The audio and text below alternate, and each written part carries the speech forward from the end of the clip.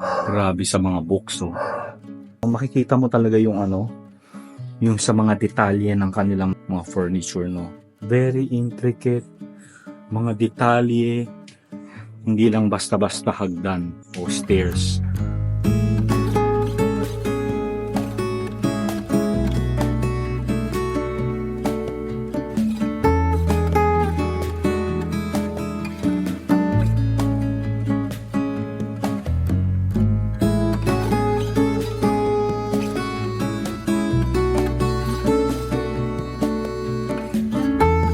Mga Chubero, so nandito na nga tayo sa Malolos, Bulacan. So ito yung Baraswaing Church kung saan nga isinilang ang unang republika ng Pilipinas.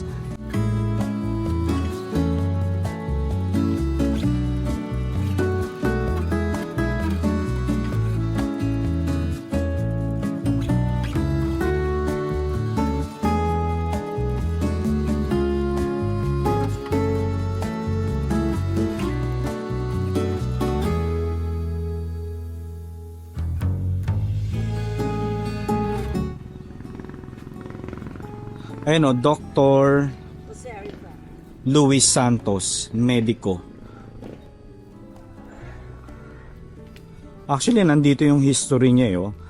Itinayo ang bahay 1933 at ito ay ang bahay ng isang ophthalmologo, Don Luis Santos. Ayan. So etong fountain daw na ito, mga kaichubero, dinisenyo ni Guillermo Tolentino. Ayan. Diba?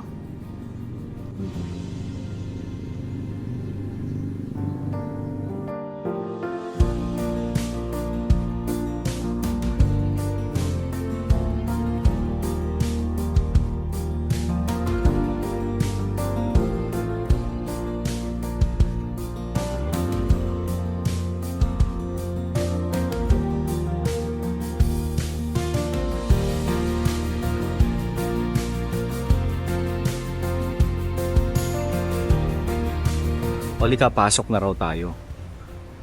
So busy ang mga descendant ng bahay na ito. And bago ang lahat ay gusto ko munang magpasalamat kay Sir Sabino Santos sa pag-allow sa atin na may feature ang kanilang ancestral house. Ayan. So kailangan natin magubad ng sleeper,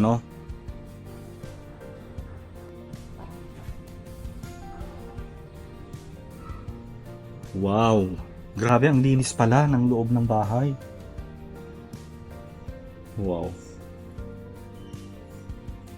Kita niyo yung mga bakal, mga art deco talaga, Wow! Grabe sa mga books, Ito po si Dr. Luis. Okay, yan siya. And pang ilang generation na po yung may-ari ng bahay na ito ngayon, ma'am? Bali mga apo. Mga apo na, o mga third or fourth, mga ganon. Siguro mga third pa lang. Third pa lang po. Okay po. Mamaya na tayo sa taas. So pagpasok natin dito sa main entrance, ang bubungad sa atin, ay parang itong part na to, naging library na siya, ma'am, Opo.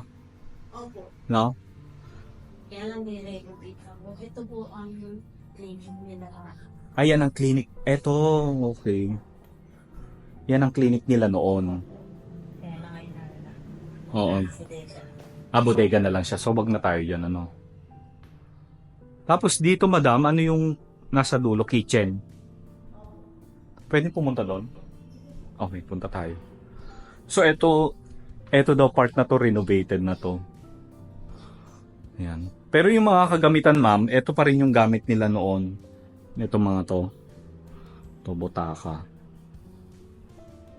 Grabe, makikita mo talaga yung yung sa mga detalye ng kanilang mga furniture, Hindi basta-basta.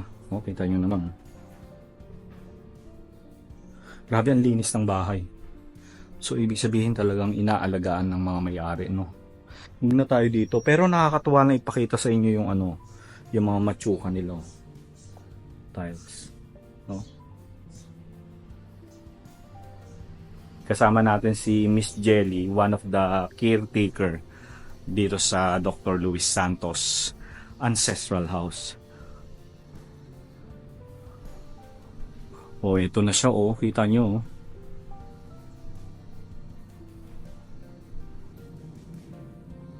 Grabe dahagdan, oh, Miss Black, oh. Wow. Grabe. Nakita ko Oo. Tingnan mo naman, oh. Pang-fanos. Parang trophy naman, no? Diba? Hello po. Grabe na detalye, oh. Pero nakakatuwa lang kasi, di ba, kagaya nung nangyari sa isa sa mga lumang bahay sa Silay, nawalan ng paintings na gawa ng isang sikat na, well, hindi lang siya sikat, national artist na si Amor Solo. Nawala yung paintings, kaya yung ibang mga lumang bahay, mga ancestral house, mga may-ari na mga ancestral house, medyo takot na sila na ipakita yung bahay o magpapasok ng mga bisita sa loob ng kanilang bahay. Kaya pasalamat lang tayo at pinagkatiwalaan pa rin nila tayo, ano. Ayan, kaya maraming salamat sa lahat ng Santos family. So eto na siya, oh, Ma'am Anita. Yan na yun, ano, yung gawa ni Amor Solo. Grabe, tingnan mo, Miss Black, oh. Wow. Wow, Parang nakikita na putang na ganyan din ang ceiling noon. Ah, talaga? Baka sa ano yun? San Juan, Batangas? Ang galing. Oo, grabe. Very intricate. Mga detalye. Hindi lang basta-basta hagdan o stairs. Wow. Grabe. So, eto na yung gawa ni Amor Solo na painting. Wow, grabe. Oh.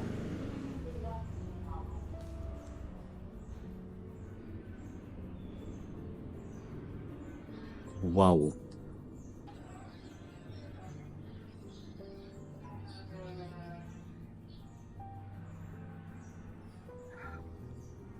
So intricate na mga design.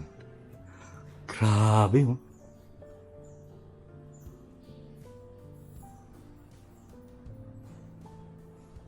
Grabe, ang ganda.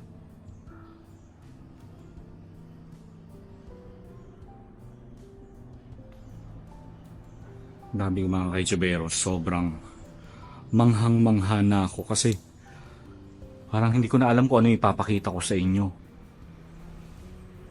Grabe.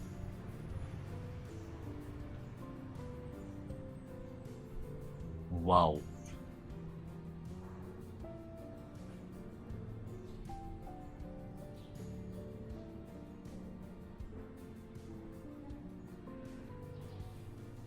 Parang ito na yata yung pinaka magandang ancestral house na nakita ko, na very intricate ang design.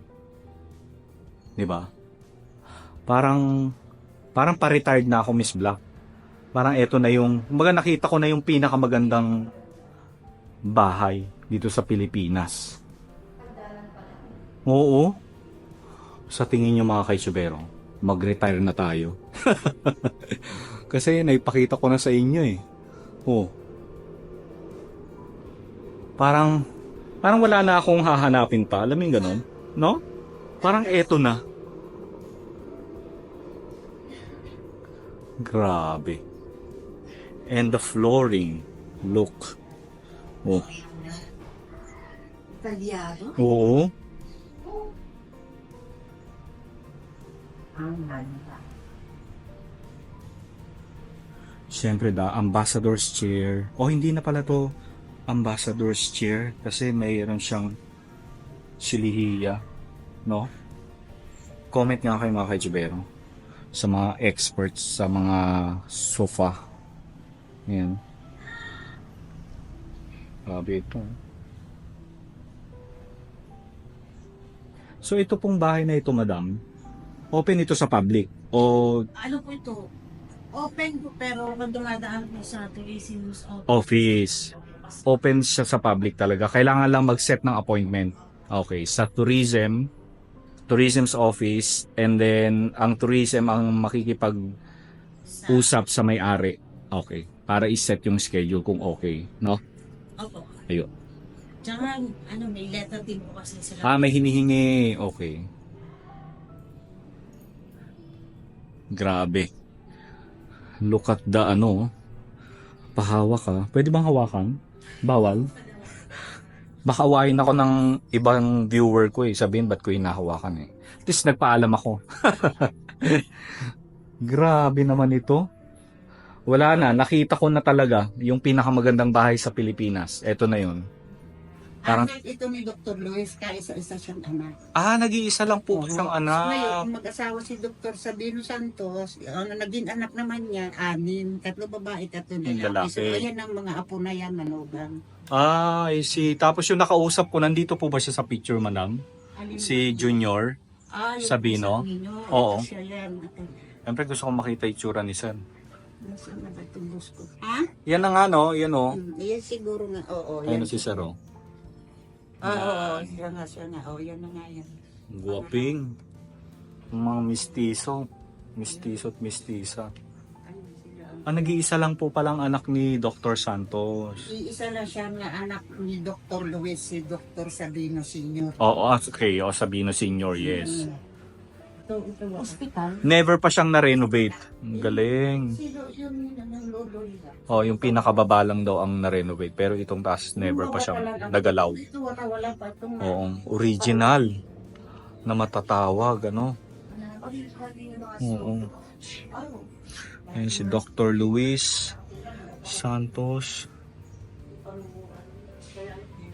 Ito ang kaisa-isa nilang anak na si Sabino Santos.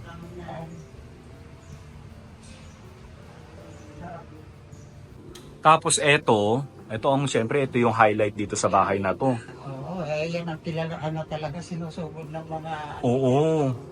Siyempre. yan talaga patin na mga Nash. TikTok nung Oo. gumawa niyan sila Fernando Fernando Amorsolo. Solo. Yes.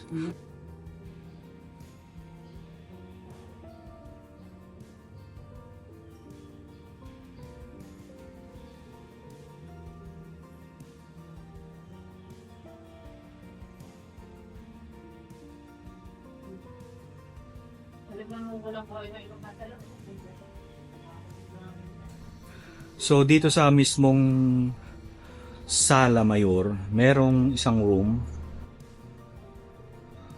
Wow.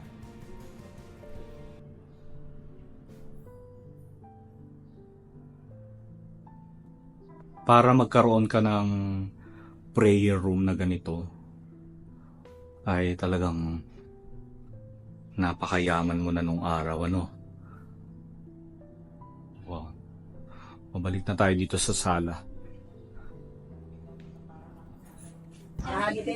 Oo nga, puro ibon yung disenyo, Tanyo, hugis ibon, kasi ito buntot, tapos, ayan, mga ibon.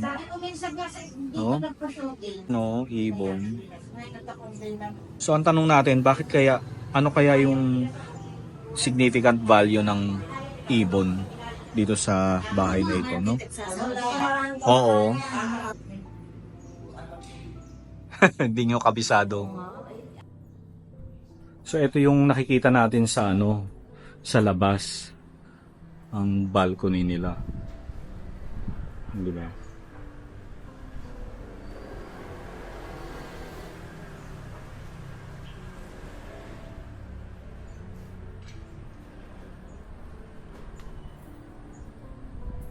Wow, and the piano. Gumagana pa ba ang piano, madam?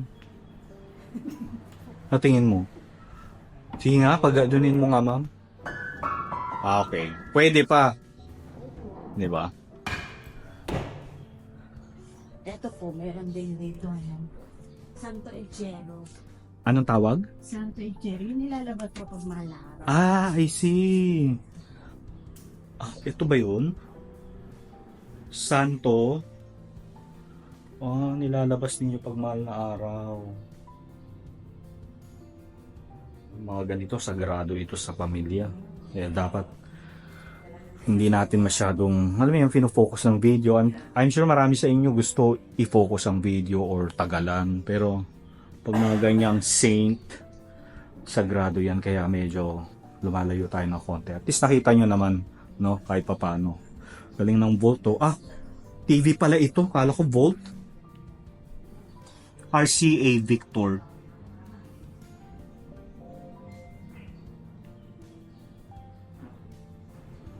Halika, dito naman tayo.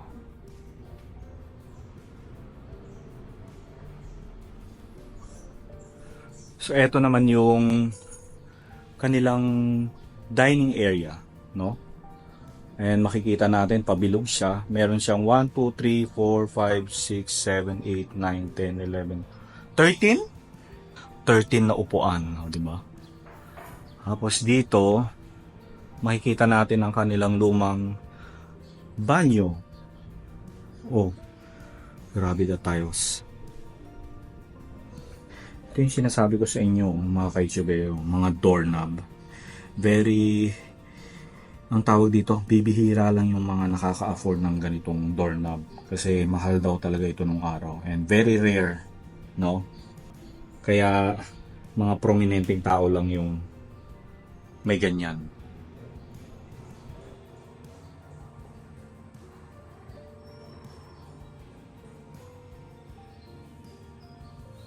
So ito naman, refrigerator. GE. Tapos dito, ano natin?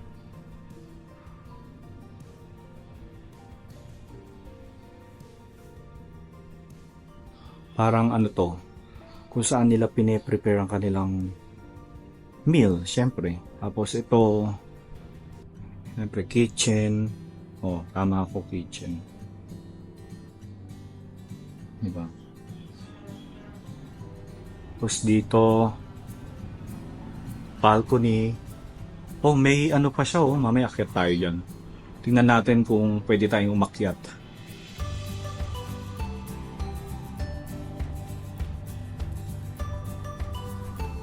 So, diretso na tayo ng Torre. Buti na lang mayroon tayong ilaw.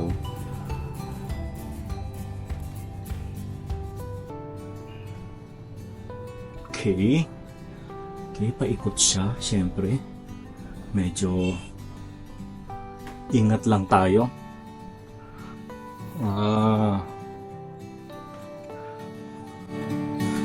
Okay.